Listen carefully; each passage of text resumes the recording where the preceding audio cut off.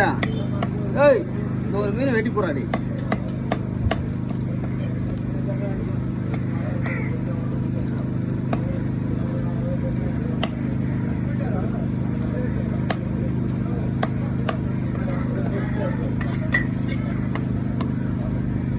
மீன் ஃப்ரெஷ்ஷாக இருக்குதா இல்லை நல்லா இருக்குதா? நல்லா இருக்குதுண்ணா. இவ்வளோ ஒரு மீன் அதை கொழுப்புங்க எனக்கு தெரியும். வெள்ளையாக இதெல்லாம் போயிட்டு கொழுப்பு மீன் நல்லா சூப்பராக இருக்குது. என்னன்னா துண்டு இப்படியா வரும், கெட்டு போச்சுன்னா பிசு பிசுன்னு வரும்.